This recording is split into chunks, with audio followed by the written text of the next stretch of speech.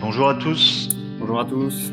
et bienvenue pour le webinaire qui sera consacré donc au PPA, donc à comment définir un PPA, comment l'intégrer dans sa stratégie d'achat d'énergie pour conjuguer effectivement euh, et achat et RSE. Donc on va mélanger pas mal de sujets aujourd'hui sur l'énergie. Euh, Ce sera l'occasion d'une part de vous présenter très rapidement la société, de faire un petit récapitulatif sur l'analyse et les tendances des prix de marché de l'énergie, puisqu'on va voir que ça a un impact en fait sur votre stratégie d'achat et ce sur quoi vous pourriez aller dans les prochaines années. On va vous présenter également les différents dispositifs de verdissement de l'énergie. Et enfin, on va consacrer pas mal de temps à quel type de PPA pour ma stratégie d'achat, en fonction de vos besoins, en fonction de votre profil de consommation. Qu'est-ce qui est le mieux pour moi pour aller faire un PPA. Les PPA sont, enfin, on en parle énormément en ce moment. Il y a pas mal de complexification de ce thème-là. On verra qu'il y a des choses assez simples à mettre en place pour étudier ces projets, pour pouvoir se lancer dans des démarches de verdissement de l'énergie. Et enfin, on fera une session questions-réponses qui sera consacrée au PPA. On fera une première session de questions-réponses. On prendra 2-3 questions pour l'analyse des tendances des prix de marché de l'énergie, qui se fera en fait. On va passer 10 minutes à commenter ce qui s'est passé sur les marchés de l'énergie récemment, et puis à essayer de faire des petites prévisions. On fera ensuite, voilà, on prendra 2-3 questions. Ensuite, on passera sur la partie verdissement plus PPA, où là, on reprendra des questions-réponses. Donc, n'hésitez pas à poser vos questions sur le chat. On essaiera de les prendre, voilà, au fur et à mesure, et puis on les traitera à ces deux moments. Donc, pour vous présenter Roseau, très rapidement qui on est. Donc, on est une société de conseil en performance énergétique. Donc on existe depuis 2010. On était auparavant le groupe Inventage. On s'appelle maintenant Roseau depuis 2017. On compte 60 collaborateurs. Notre credo, c'est de réduire la facture énergétique et l'empreinte environnementale de nos clients. Pour ce faire, on a effectivement une soixantaine de collaborateurs répartis sur l'ensemble de la France, avec des agences donc à Paris, à Lyon, à Marseille, à Bordeaux, à Barcelone et à Nantes. Euh, on compte aujourd'hui un peu moins de 400 clients qui sont répartis sur 3 grands secteurs d'activité: le secteur industriel, le secteur de la distribution et également donc le secteur tertiaire, et également le secteur des transports. Donc nous, on est un cabinet de conseil totalement indépendant de tout fournisseur ou tout énergéticien. C'est bien de le rappeler, et on accompagne nos clients sur 3 pôles d'expertise.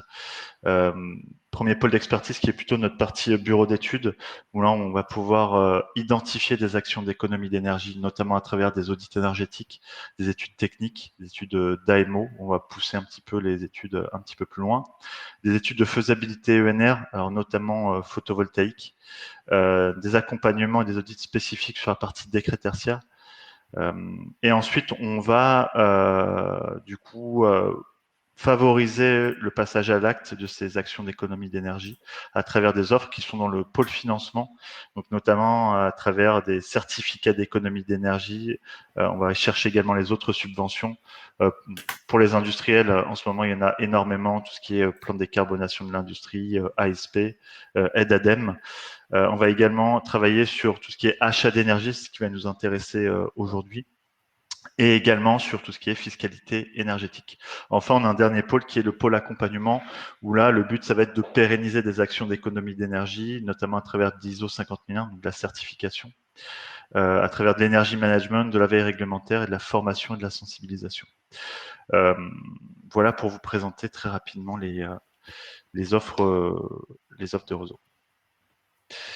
Euh, Donc, en amont, en contexte, hein, avant de passer sur l'évolution du marché, pourquoi on a choisi le thème des PPA?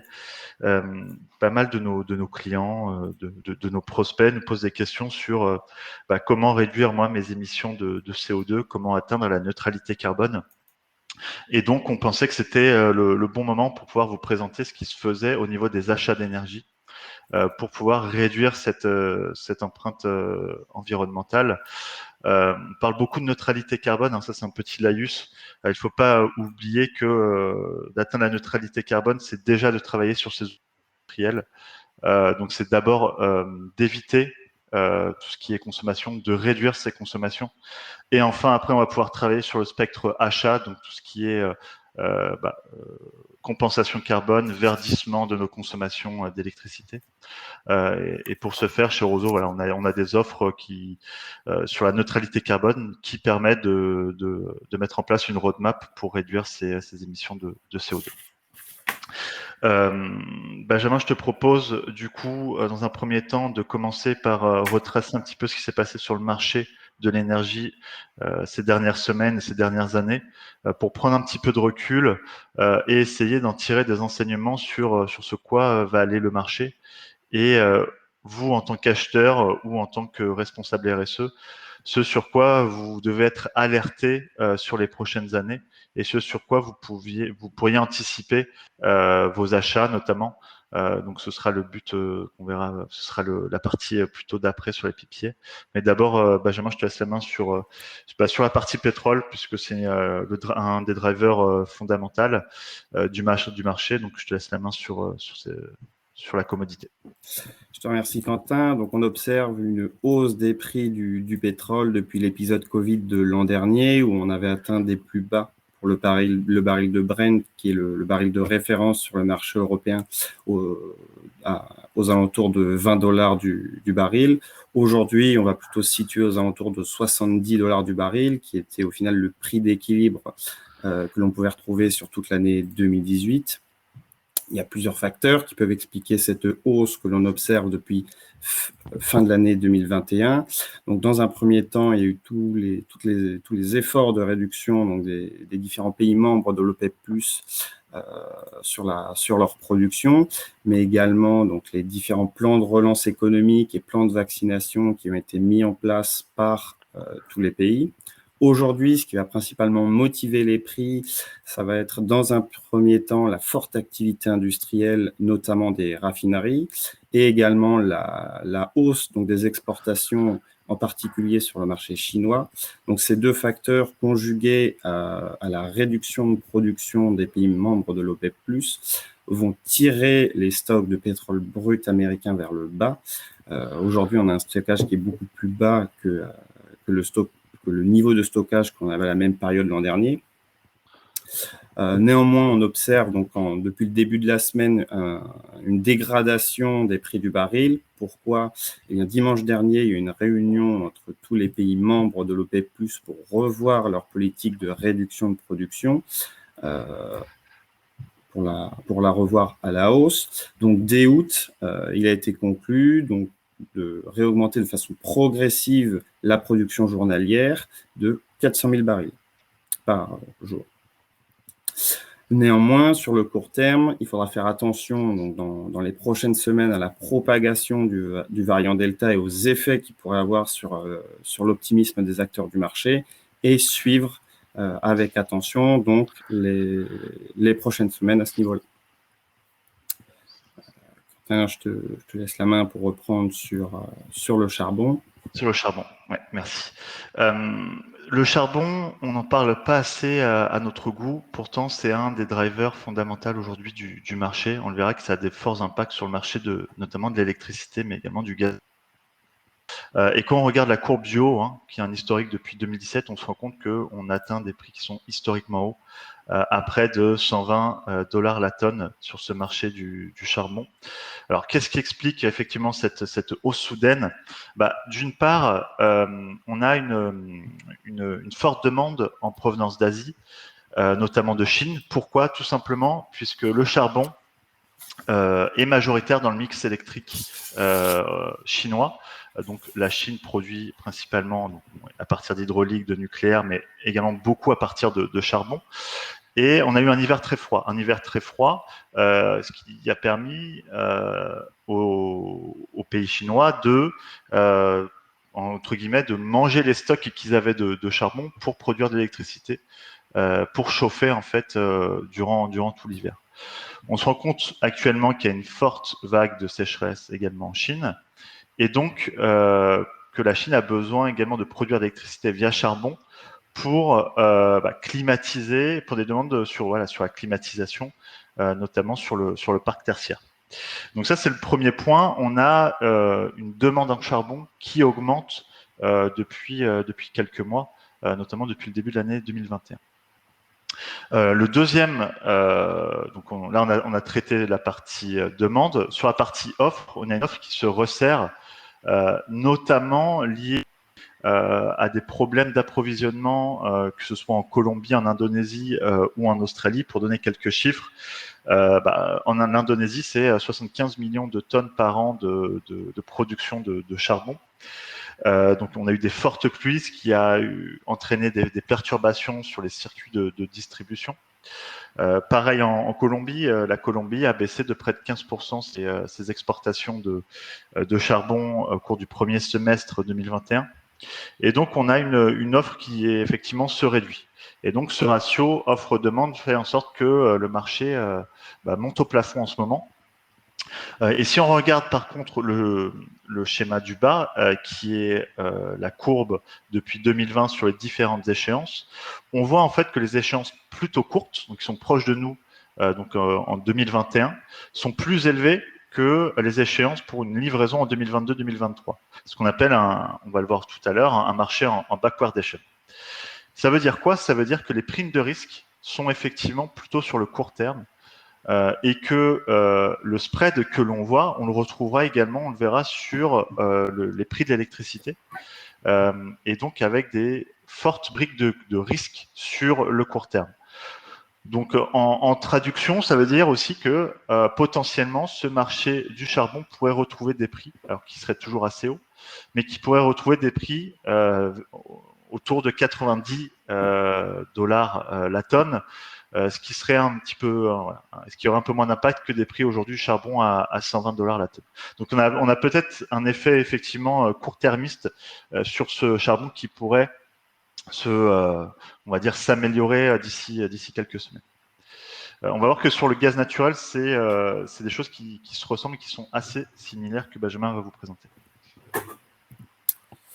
Juste la partie CO2 avant. Ah oui, excuse-moi. On va partir sur la partie CO2. Le CO2, tout le monde est au courant. On a l'adoption d'un paquet législatif européen, donc le Fit for 55.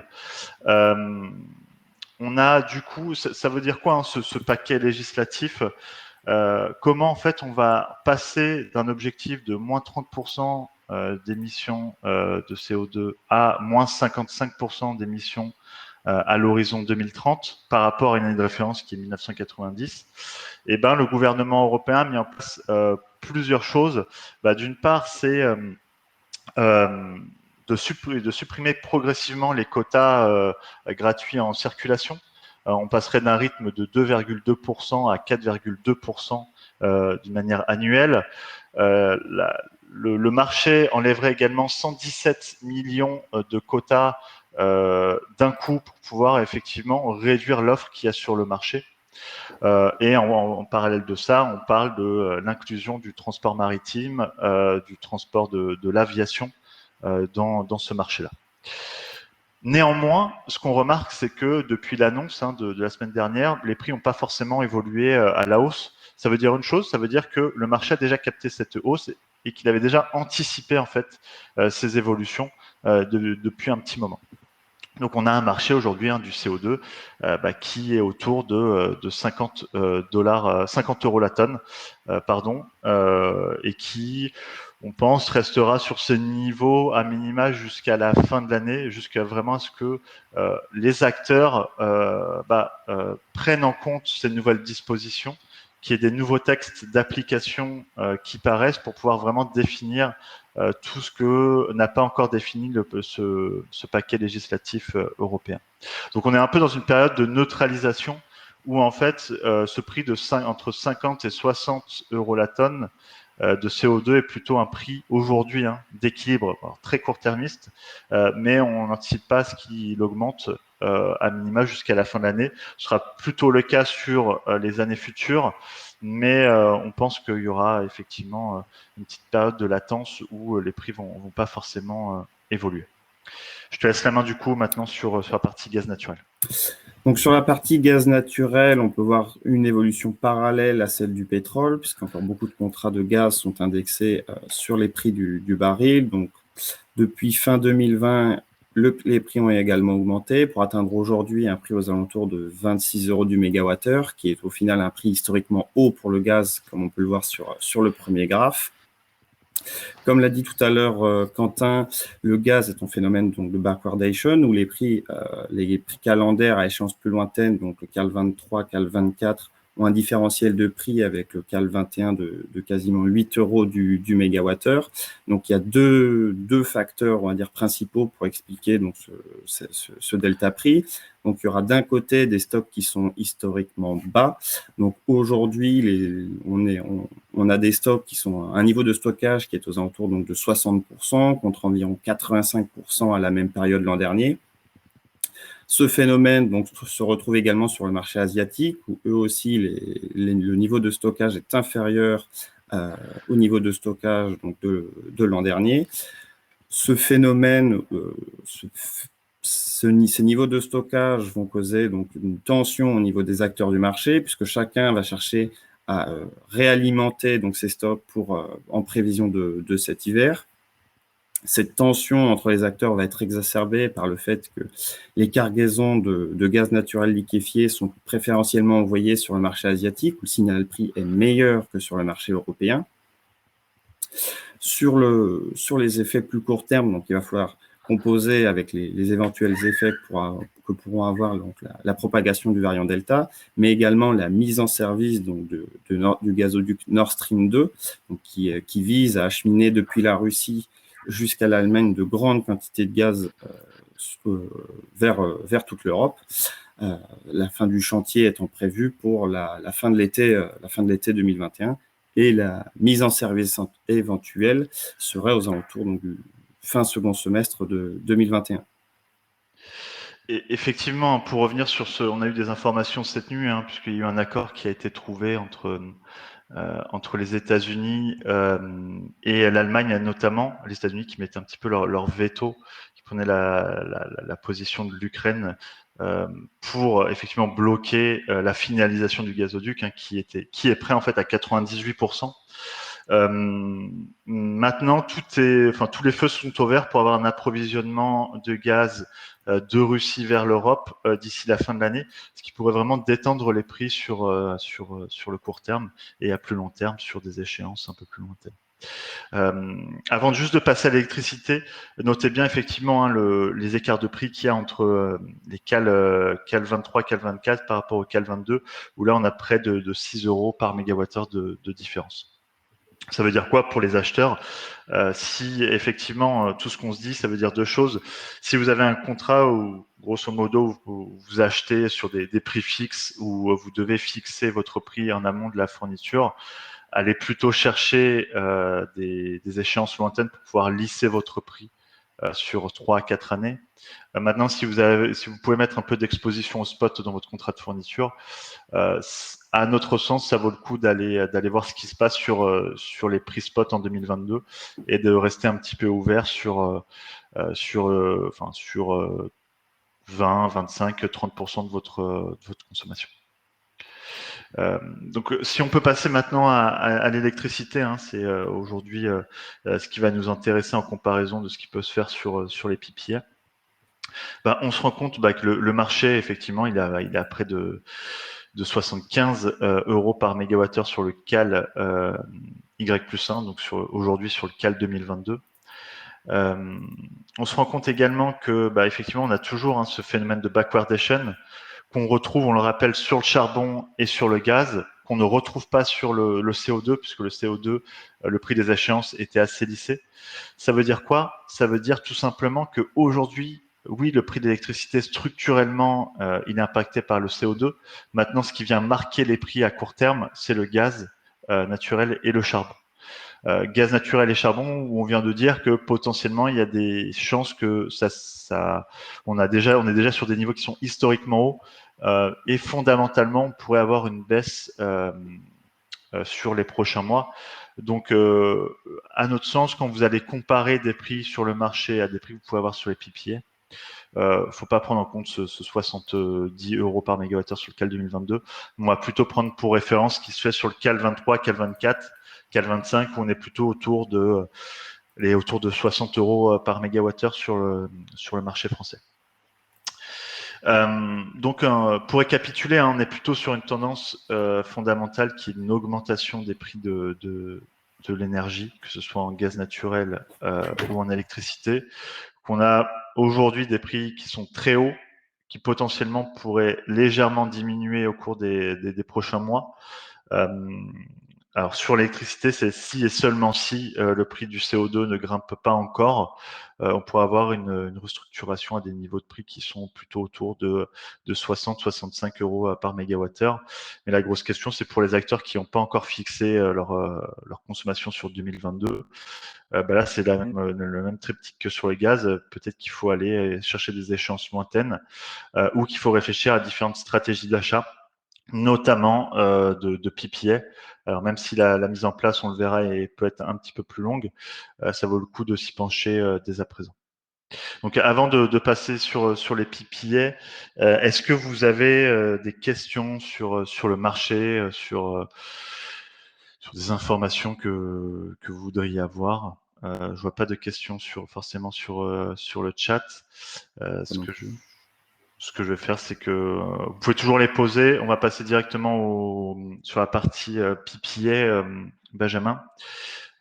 Comme ça, on prendra les questions. Donc, n'hésitez pas à les poser sur le chat si vous voulez des informations complémentaires. Donc, un rappel des différentes typologies des dispositifs de verdissement de l'électricité notamment. À gauche, la contribution ONR qui est classée sous forme pyramidale. Donc sur la base, on va dire que c'est une contribution un petit peu moyenne. Et plus on va aller vers le haut, plus effectivement on va avoir de ce qu'on appelle nous de l'additionnalité sur le réseau. C'est-à-dire qu'on va créer des nouvelles capacités de production renouvelable. Donc on part du bas, ça part de la garantie d'origine qui est un peu aujourd'hui très clairement le standard sur les offres de marché. On peut aller un petit peu plus loin en prenant des garanties d'origine régionale ou associées à une source de production bien spécifique. On va peut-être potentiellement aller chercher, je dis une bêtise, mais de l'hydraulique en provenance des Alpes. Ensuite, on a tout ce qui est PPA. Donc, on va bien distinguer deux types de PPA. D'une part, ce qu'on appelle le light PPA, on va voir sur des actifs qui sont déjà existants, et tout ce qui est greenfield PPA ou corporate PPA, où là, on va créer vraiment une centrale, on va créer de l'additionnalité. On ne va pas parler forcément d'autoconsommation ENR aujourd'hui, même si ça doit rentrer, vous, dans votre stratégie de décarbonation, de réduction de votre empreinte environnementale, dans votre stratégie de décret tertiaire également pour ceux qui ont des surfaces tertiaires. Donc, il faut aussi avoir en tête d'aller voir tout ce qui se fait sur des autoconsommations ONR.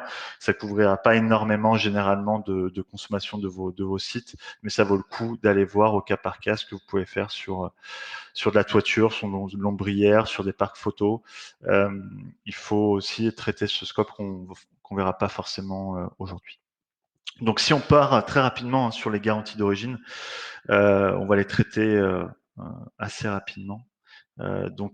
C'est quoi une garantie d'origine? C'est un document électronique qui atteste que 1 mégawattheure d'électricité a été produite à partir d'une installation renouvelable.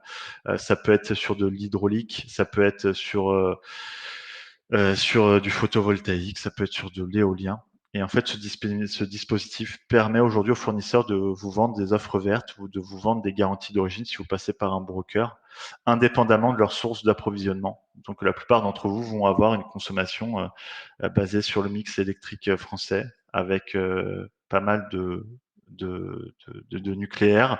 Mais en contrepartie, on va adosser une garantie d'origine qui permet de dire, au sens de votre comptabilité carbone, que vous consommez vert et donc que vous ne consommez pas faut que vous n'émettez pas de CO2, notamment sur votre scope 2.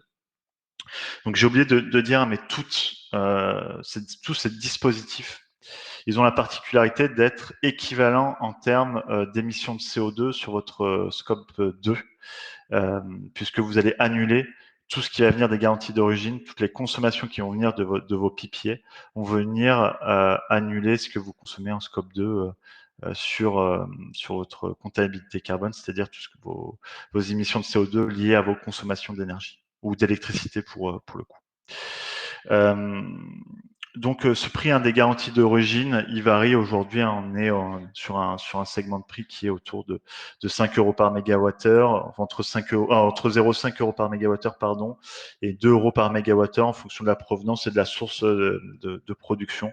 Donc, plus on va aller chercher des choses un petit peu spécifiques, et des garanties, ce qu'on appelle d'origine un petit peu premium, plus on va avoir des prix qui sont élevés. Passons directement à ce qui va nous intéresser aujourd'hui, qui est le premier pendant des PPA. C'est quoi un light PPA? Un light PPA, c'est un contrat entre un producteur où son installation est en sortie d'obligation d'achat, donc qui a été subventionné pendant 10 ou 15 ans, et avec un agrégateur et un consommateur. C'est-à-dire que généralement, aujourd'hui, c'est ce qu'on appelle ces light PPA, se fait presque exclusivement sur des sources de production éoliennes et hydrauliques. Ce sont des installations qui sont déjà amorties et donc qui permettent aux producteurs, derrière cette fin de subvention, d'assurer la rentabilité sur une période qui peut être comprise entre 1 à 4 ans.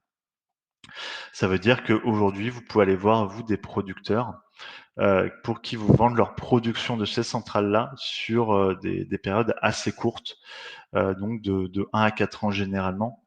Ce qu'il faut bien avoir en tête, c'est que le producteur, lui, va chercher, dans ce cas-là spécifique, à maximiser son profit, c'est-à-dire à coller plus ou moins à ce qui se fait sur le marché, donc au prix de marché. Et donc, comme vous allez avoir effectivement, lui, il va avoir besoin d'assurer sa rentabilité, vous, l'achat de cette production, vous allez récupérer effectivement l'électron et les garanties d'origine du parc de production. Mais en termes de schéma, vous allez pouvoir vous fixer ce prix. On va plutôt parler de prime verte. Le prix qui sera exprimé pour ce light PPA, il sera plutôt en surplus, donc exprimé comme une garantie d'origine. Donc vous allez pouvoir d'un côté fixer le prix de votre bloc vert de fourniture par rapport à ce qui se fait sur le marché, sur la base d'un multiclic ou sur la base d'un prix fixe. Et en parallèle, vous allez avoir un prix pour la garantie d'origine qui est associée à ce parc de production. Donc généralement, on se retrouve avec des prix qui là peuvent évoluer également entre c'est un peu plus cher que des garanties d'origine, même premium, puisque vous avez donc la partie fourniture qui vient avec, mais vous comptez en plus du marché, donc du niveau de prix du CAL 2022, CAL 2023, CAL 2024, vous comptez entre 1,50 € par mégawattheure et on peut aller jusqu'à du 3 € par mégawattheure en plus pour avoir ce sourcing vert. Là, vous allez vraiment pouvoir dire que vous consommez vert. Ce bloc d'énergie de ce producteur va vraiment rentrer effectivement dans votre portefeuille de consommation. Et généralement, ce qu'on soit, si Benjamin, tu peux passer à la slide juste après sur le fonctionnement, c'est qu'en bout de chaîne, vous avez ce producteur. Au milieu, vous avez un agrégateur fournisseur d'énergie et en bout de chaîne, vous avez vous, le consommateur. Ce qu'on se rend compte, c'est que le producteur va livrer donc la production sur le périmètre d'équilibre de l'agrégateur qui est aussi fournisseur. Cet agrégateur va vous relivrer cette production, donc il va jouer l'intermédiaire. Et là, vous allez recevoir et l'électron et les garanties d'origine associées. Donc c'est ça la plus-value par rapport à des garanties d'origine simples, c'est que en plus des garanties d'origine que vous allez avoir de Spark de production, vous allez aussi avoir cet électron, donc l'électricité même de Spark. Qu'est-ce qui va aujourd'hui comment vous allez fixer ce prix? Ce prix, vous pouvez soit le faire sur la base d'un prix fixe, en fonction de ce que votre producteur ou votre fournisseur vous demande. Soit vous pouvez le faire sur un prix indexé, en multi-clic, on va fixer le prix de ce bloc en fonction de ce qui se passe sur le marché.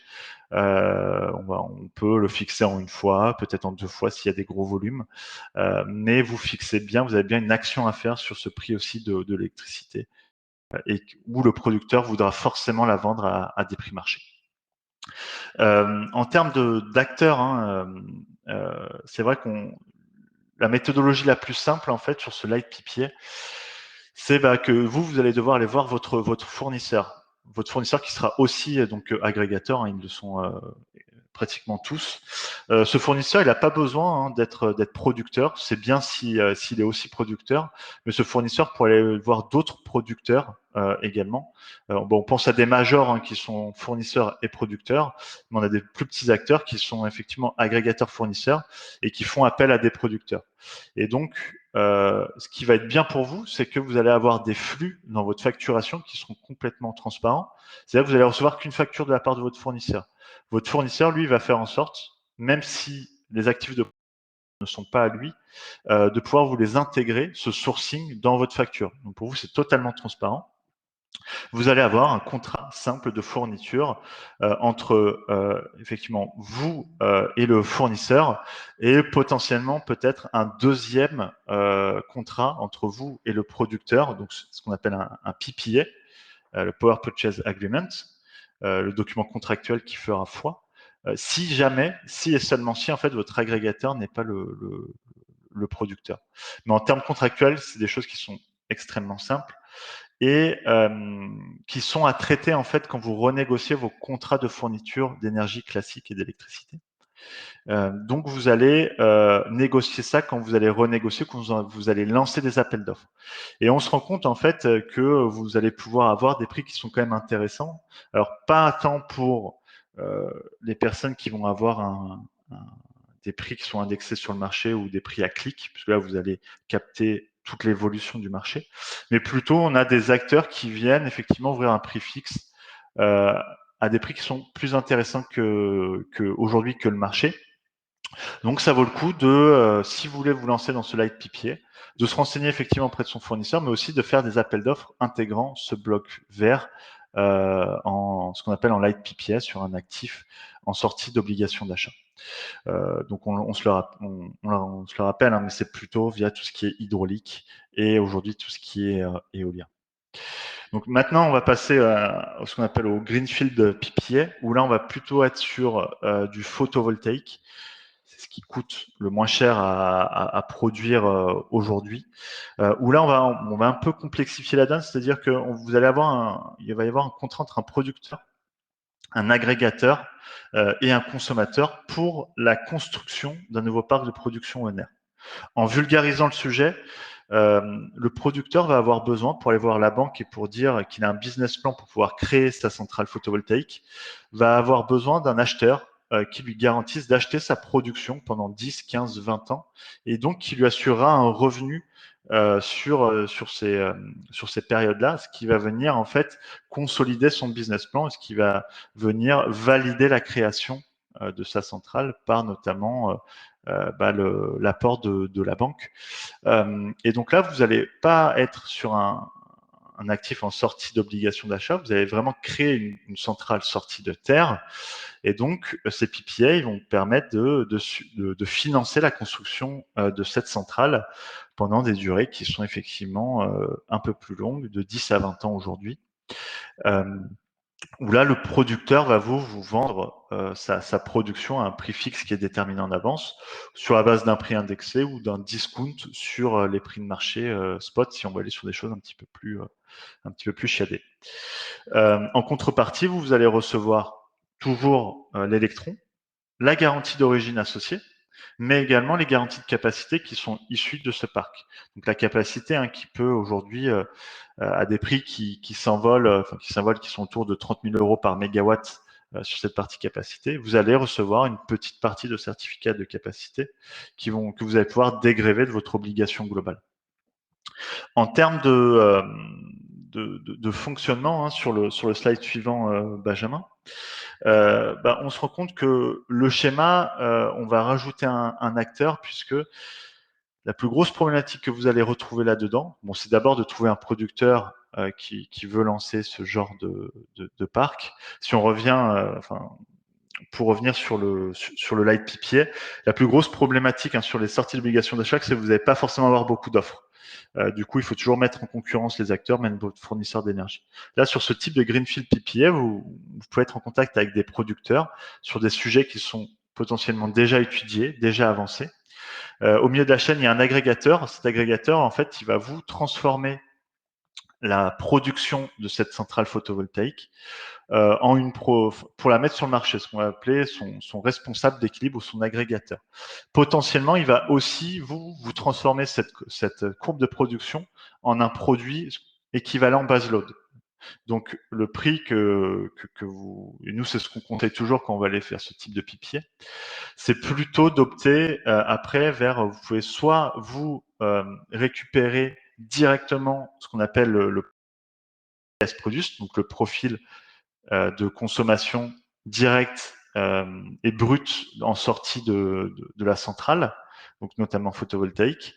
Et vous comprenez bien que ce profil-là, notamment, il va être plus fort en été et en journée que la nuit.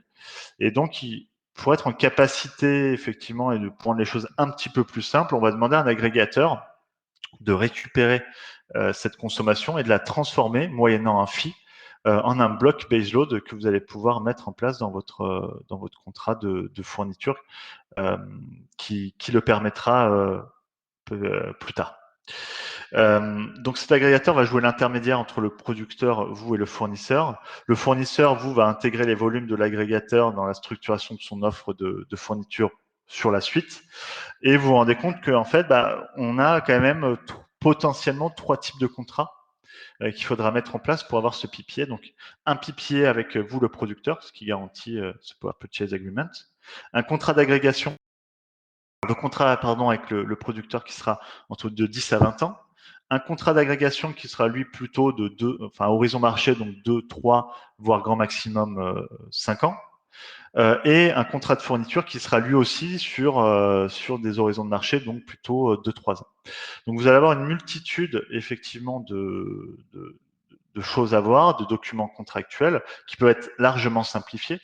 Maintenant, on va voir que sur les prix, si on passe à la slide suivante, sur ce type de PPA, pourquoi c'est intéressant et pourquoi ça peut vous permettre de réduire, vous, votre consommation, votre budget énergie. Benjamin, si tu peux passer à la slide suivante. Là, on vous a retracé un petit peu les prix qui sont une source de Pexapark, qui est une place de marché sur les PPA, donc un indice de prix sur des PPA 10 ans. Donc là, c'est en profil as produced. Pour avoir l'équivalent de baseload, vous rajoutez grosso modo 2 à 3 euros par mégawattheure. Donc on se rend compte en France, sur des PPA 10 ans, qu'on est autour de 50 euros par mégawattheure sur du solaire. À comparer avec ce qui se passe aujourd'hui sur le marché, autour de 60 euros par mégawattheure. Donc aujourd'hui, clairement, vous pouvez avoir un meilleur prix, d'une part, en choisissant ce Greenfield PPA, donc en construisant ce parc de production directement. Pour les personnes qui ont des portefeuilles pan-européens, vous pouvez aussi aller voir ce qui se passe en Espagne, au Portugal, où là on a des prix qui sont à 30 euros par mégawattheure, également sur du solaire. Se pose aussi la question, on le verra juste après, mais vous pouvez aussi très bien dire, je vois qu'en Espagne, moi, les prix du solaire sont très bas. Pourquoi je pourrais pas faire un PPA en Espagne pour alimenter mes sites en Espagne, mais aussi en France? Ça pourrait être le cas en vulgarisant. Vous construisez une centrale photovoltaïque en Espagne, qui vous coûte pendant 10 ans 30 euros par mégawattheure. Vous payez pour les sites en France, grosso modo le péage qui est à la frontière entre la France et l'Espagne, ce qu'on appelle les interconnexions. Et vous vous retrouvez avec des prix qui sont même en dessous de 49 euros par mégawattheure. Alors après, ça pose des difficultés très clairement sur tout ce qui est comptabilité et normes IFRS, mais c'est des choses sur lesquelles il faut que vous vous challengiez, que vous réfléchissiez, notamment pour ceux qui ont un périmètre pan-européen. Pour les autres, on pense que vous perdrez un petit peu de plus-value de communication en disant que vous avez construit un parc photovoltaïque en Andalousie alors que tous vos sites sont en France. Mais c'est des choses qui se regardent. Donc, une fois qu'on a tiré tous ces enseignements, on se rend compte effectivement que vous avez, on récapitule, hein, les deux gros moyens, les light PPA, actifs en sortie d'obligation d'achat, où on va avoir des contrats à voir plutôt en lançant des appels d'offres avec sur la fourniture d'électricité, donc sur des contrats de 1, 2, 3, voire 4 ans. Où là, ce qu'on va pas avoir par rapport à l'autre pendant qui est le Greenfield PPA, c'est effectivement cette additionnalité, c'est-à-dire qu'on va pas créer des capacités additionnelles. Sur la partie PPA, là, on va plutôt avoir des prix qui sont en dessous de marché. Alors que sur la partie light PPA, comme il y a un effet d'offre et de demande où l'offre est assez réduite, on va avoir et où le producteur va avoir envie de maximiser son profit sur des centrales qui sont déjà amorties.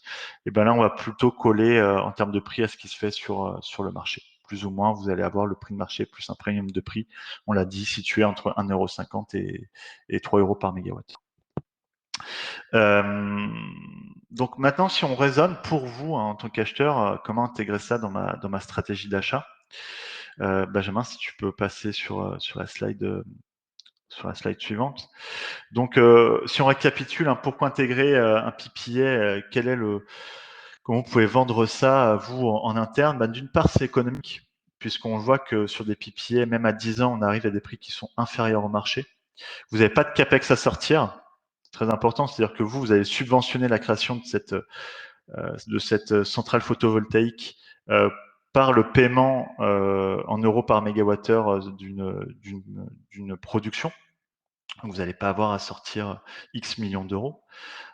Ça a un effet aussi, un critère durable, puisque là, vous allez vraiment créer, ou alors vous allez subventionner une production vraiment ENR. Hein, c'est la différence que vous allez avoir avec des garanties d'origine. Donc, ça va aider à atteindre ces objectifs de réduction de CO2. On ne pourra pas parler franchement de greenwashing, ce qui peut être le cas actuellement encore sur un peu des garanties d'origine, notamment quand on va chercher des garanties d'origine sur des pays nordiques. Et puis on va avoir vraiment une amélioration de l'image, on le voit très clairement, pour communiquer sur ces enjeux-là, sur ces enjeux de neutralité carbone, un PPA, que ce soit un light PPA ou plutôt un greenfield PPA. Ça a du sens. Alors, on mettra un plus sur le Greenfield PPA puisqu'il y a cette notion d'additionnalité et de création en fait de capacité de ENR sur le réseau. Enfin, ça a une notion de sécurité puisque là, vous avez un prix qui est déterminé à l'avance. Donc, on va pouvoir, on le voit hein, sur le marché de l'électricité avec une volatilité qui est accrue, on va avoir envie de déterminer on n'est pas obligé hein, de faire un PPA sur 100% de sa consommation, c'est même un petit peu, c'est pas forcément recommandé dans un premier temps, mais plutôt d'aller chercher peut-être 10, 15, 20, 30% de votre consommation issue d'un PPA.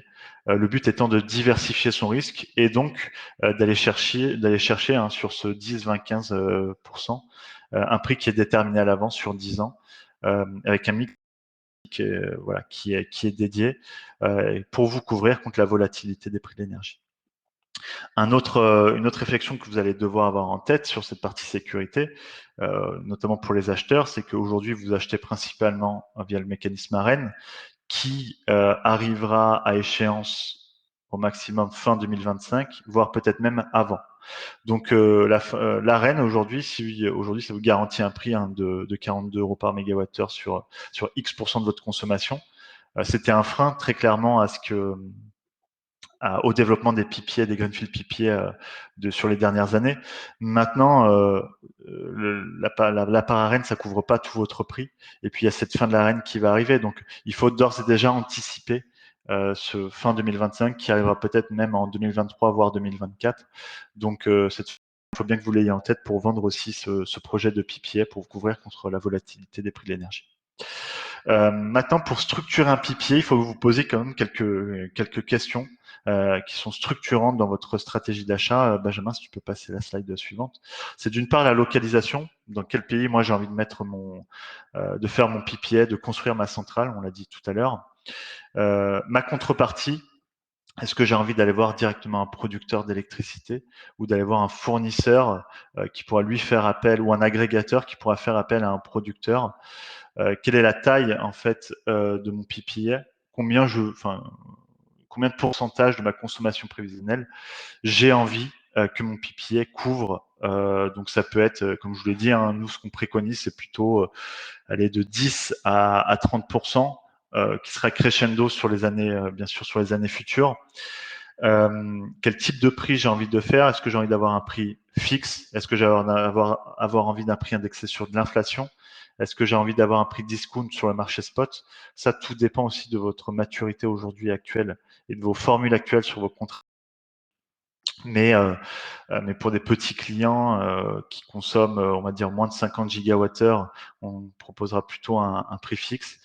Sur des gens qui ont des plus grosses consommations et qui sont déjà un petit peu exposés au spot, on pourra aller voir ce que ça donne, un petit discount sur les marchés spot, ça pourrait être intéressant. En termes de durée, est-ce que moi j'ai envie d'ores et déjà de m'engager sur 10 ans, sur 15 ans, sur 20 ans? Plus on va aller bien sûr tirer loin les prix, meilleur on va avoir un prix.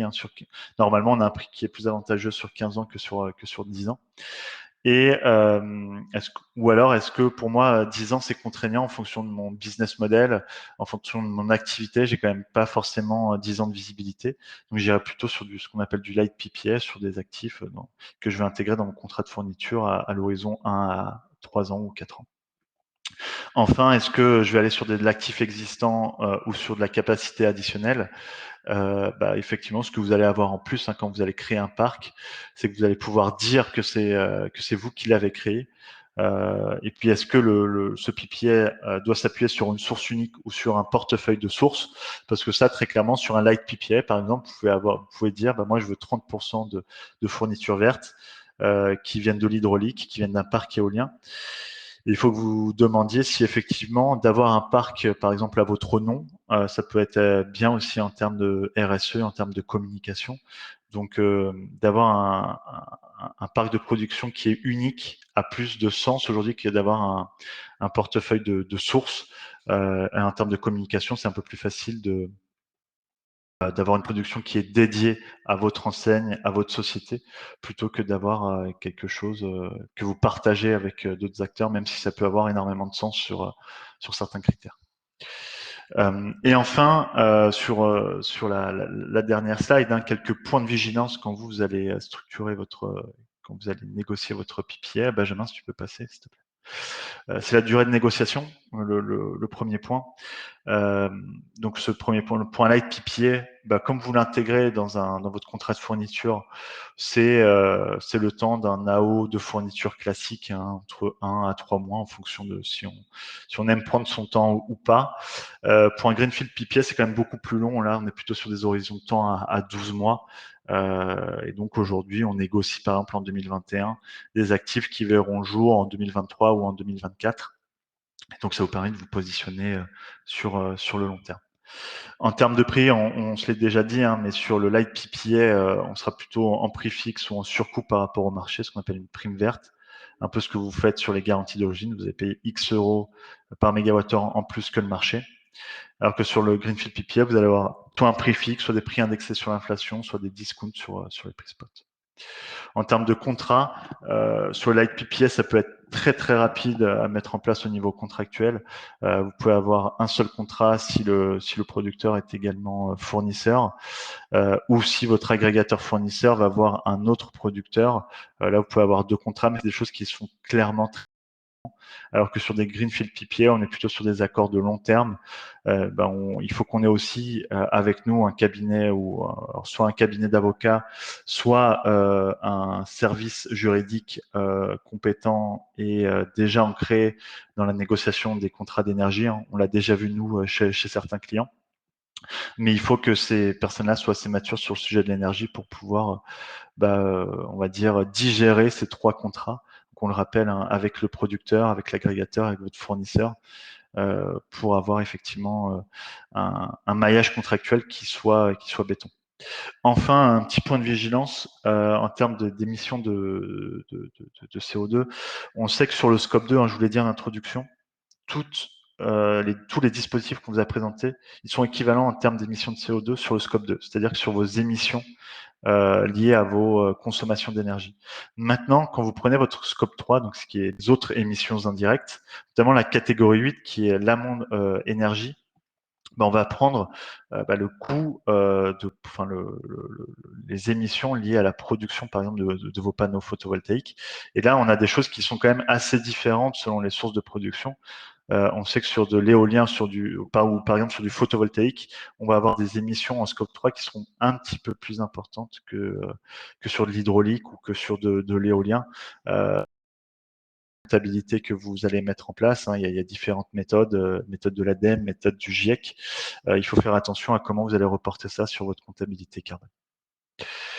Voilà, donc il nous reste effectivement, j'essaie de vulgariser les sujets. On va passer aux questions-réponses. Je sais pas si tu en as mis. Il y a grosso modo 3 questions qui sont relatives au marché de l'énergie. Le reste des questions étant plus sur la partie PPA. On fait très rapidement la partie énergie. S'il y a une ou deux questions, tu peux les. Oui, donc il y avait que signifie le prix du CO2. Donc la partie achat gaz, pétrole, c'est facile à visualiser, mais moins pour le prix CO2. Ouais.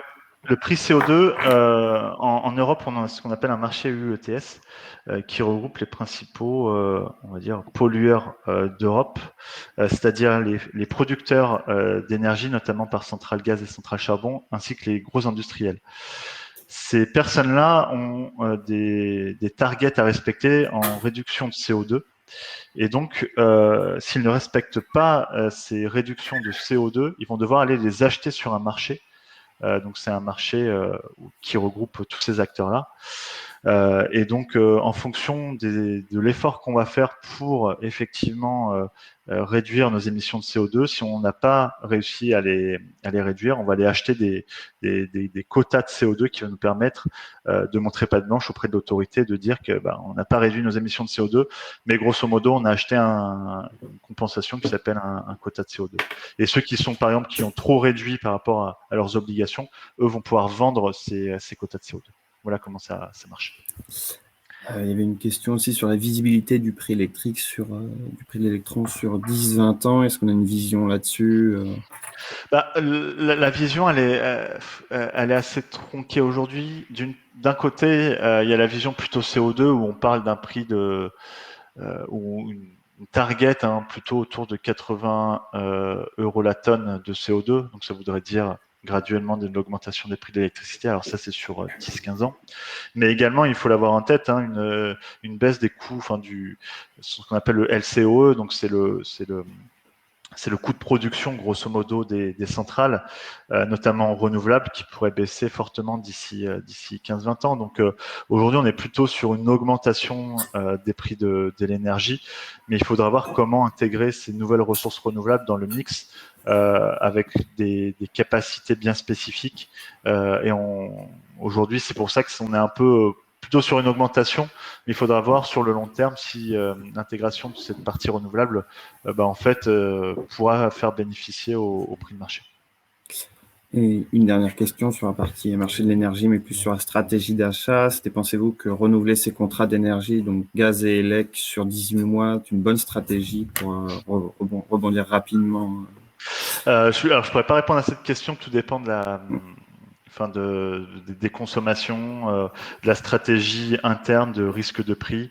Donc ça, il faut qu'on en discute, mais c'est pas si facile que ça. Si par exemple vous impactez l'évolution des prix de l'énergie dans vos prix de vente, c'est toutes choses là sur lesquelles il faut qu'on discute pour avant de vous dire si c'est une bonne chose. Mais ce qu'on voit, c'est que sur 18 mois, vous allez capter toute la hausse qu'il y a sur le CAL 2022. Si les 18 mois sont à court terme, et là, on n'a pas forcément envie d'aller prendre plein pot ce qui se passe sur 2021 naturel ou en électricité, avec des gros phénomènes de backwardation, comme on a pu le voir en introduction. Donc, je vois un petit peu hein, les questions sur les PPA. Je vais prendre une première question. Faut-il avoir une bonne notation financière pour négocier un PPA? À l'origine, alors tout dépend du PPA. Si c'est un Greenfield PPA sur 10, 15, 20 ans, à l'origine, oui. Sur du light PPA, on peut avoir une notation qui est un petit peu moins bonne, puisqu'on sera sur du plus court terme. Maintenant, on sait que par exemple l'ADEME et la BPI travaillent sur un fonds de garantie qui pourrait permettre justement à ces acteurs qui n'ont pas forcément une notation financière extraordinaire sur certains types d'industriels de pouvoir accéder à ces PPA. Et j'en viens, je vois une autre question, mais je vais la raccrocher à celle-ci, c'est quels sont les risques d'un PPA? Le principal risque, c'est le risque crédit, le risque crédit qui est aujourd'hui supporté par ce qu'on appelle le off-taker, c'est-à-dire que le client final, euh, le risque crédit, plus vous allez avoir une notation financière qui est basse, normalement le producteur va pas forcément avoir envie de construire le projet avec vous, sauf si effectivement il y a cette méthode de fonds de garantie qui vient voir le jour et qui permettrait au PPA de se développer de manière un peu plus importante. Mais c'est ça aujourd'hui le principal risque d'un PPA. Le deuxième risque, c'est mais que la centrale ne voit pas le jour pour des questions administratives, de permis de construire, de mise en service. Donc il faut bien aborder ça en termes juridiques si on va sur un greenfield PPA. Hein. Sinon sur un light PPA, il n'y a pas forcément il n'y a pas plus de risques que sur un contrat de fourniture classique d'électricité. Voilà un petit peu pour les risques. Quels sont les challenges sur les normes IFRS? En fait, ça va être sur la comptabilité européenne. On va avoir des distorsions, puisque est-ce que le produit qu'on va prendre va être comptabilisé comme un produit financier ou un produit plutôt physique, et notamment extra national, donc plutôt en Europe. Donc c'est ça qui va venir un petit peu pénaliser et rendre des choses un petit peu difficiles sur les normes IFRS. Vers qui puis-je me tourner pour négocier un PPA? Nous. Non, mais on peut vous aider là-dessus. Vous pouvez aller aussi voir un fournisseur pour tout ce qui est light PPA. Même pour des greenfield PPA, vous pouvez avoir des majors, sauf que vous n'allez pas forcément avoir une vue globale de tout ce qui se passe. C'est aussi très intéressant d'aller voir des agrégateurs directement, enfin des fournisseurs agrégateurs qui n'ont pas forcément des moyens de production, mais qui ont une vision complète sur le marché. Mais donc là-dessus, nous, on peut également aller venir vous aider et vous accompagner sur la mise en place de ces PPA-là. Ce qui est c'est important à retenir, hein, autant sur la partie fourniture, on le voit, hein, vous n'avez pas forcément d'énormes différences en termes de prix d'un fournisseur à un autre, notamment puisqu'il y a le mécanisme ARENH actuellement, il n'y a plus trop de franchise sur les C2E, donc on va avoir tendance à la marge entre fournisseurs va être réduite. Mais sur ces actifs de production et sur ce bloc vert, on peut avoir d'énormes différences, donc ça vaut le coup de challenger les fournisseurs et pas que votre fournisseur actuel. J'en vois une dernière. Bonjour, en quoi consiste un prix discount sur le spot? Prix discount sur le spot, c'est-à-dire que au lieu de vous dire vous allez payer le prix du marché heure par heure, vous allez payer le prix du marché moins 1, 2, 3, 4 euros par mégawattheure. Ça, c'est pas mal si effectivement vous êtes déjà ce qu'on appelle exposé un petit peu au marché spot, notamment chez certains industriels. Ça vaut le coup d'aller se pencher sur ces types de contrats et sur ces formules de prix, ce qu'on appelle en discount sur marché spot. Je ne sais pas s'il y avait d'autres questions, Benjamin. J'essaye d'aller vite. Alors, le PPA est-il déductible des consommations dans le décret tertiaire comme l'autoconsommation? Non. Pourquoi? Alors, tout dépend si le PPA, vous le faites sur un de vos sites ou sur un champ qui est à côté de votre site, par exemple. Mais ce qui est enlevé du décret tertiaire, c'est tout ce qui est autoconsommation ENR. Donc tout ce qui peut ne pas être compté par le réseau. Typiquement, dans le cas du décret tertiaire, on va vous demander vos factures d'énergie pour prouver que vous avez réduit vos consommations. Vous n'avez pas vos factures d'énergie, elles vont en fait toute la part autoconsommée va être déjà retranscrite de cette facture d'énergie. Donc c'est aujourd'hui vous n'êtes pas assujetti ou que l'autoconsommation NR est un bon moyen aujourd'hui de régler ou de répondre au décret tertiaire. Maintenant, je mets un gros bémol.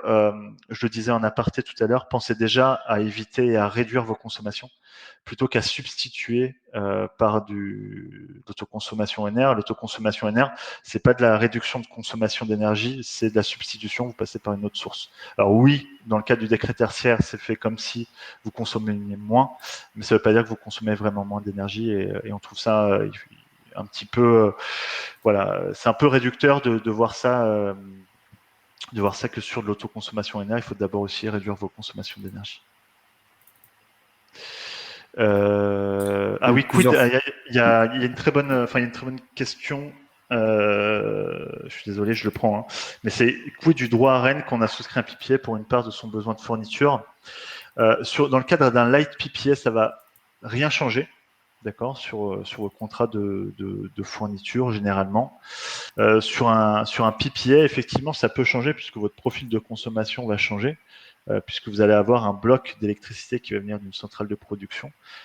Et donc, votre droit à Rennes, in fine, il va pas forcément changer, mais tout dépend des modalités contractuelles que vous allez mettre en place. Grosso modo, si vous faites tout passer par votre fournisseur, ça va rien changer, puisque votre fournisseur va faire la maille au global, c'est-à-dire que votre consommation de PPA rentre et que ce soit votre fournisseur qui vous facture cette partie PPA. Maintenant, on se rend compte que cette partie PPA, si c'est le producteur qui vous facture directement, effectivement, là, ça va pouvoir changer votre profil à Rennes. Ça va pouvoir aussi changer votre profil de capacité. Voilà, c'est des choses où il faut faire attention, il faut se poser pour effectivement voir tous les impacts de ces choses-là. Voilà. Et concernant l'impact sur... Ouais, vas-y. En fait, il y a plusieurs fois la question qui a été posée, c'était sur le volume minimum pour monter un PPA. Je dirais qu'il faut consommer plus de 10 gigawattheures par an pour aller sur du light PPA, parce qu'il faut que ça couvre quand même une petite partie de sa consommation. Maintenant, il y a des personnes qui font des PPA multi-acheteurs, donc ça vaut le coup d'aller... je le disais tout à l'heure, hein, mais si vous êtes un petit consommateur, on a un producteur qui va globaliser plusieurs acheteurs, notamment, j'ai un acteur en tête, pour pouvoir vous proposer un PPA. Alors oui, la centrale ne sera pas que à votre nom, mais vous ne serez pas le seul off-taker, mais ça peut valoir le coup de se grouper pour avoir accès à cette production. Voilà, après sinon je vois qu'on a déjà dépassé le temps, donc n'hésitez pas. Ce qu'on va faire, nous, c'est qu'on va vous envoyer un petit mail avec nos coordonnées. Si vous avez des questions, vous nous les envoyez. On va sûrement vous envoyer effectivement ça début de semaine prochaine. Vous avez mes coordonnées, si vous avez besoin, n'hésitez pas à nous contacter. On espère que ça a été utile, on a essayé de vulgariser au maximum les sujets, et puis n'hésitez pas encore une fois à nous solliciter. Merci à tous, et puis à très bientôt.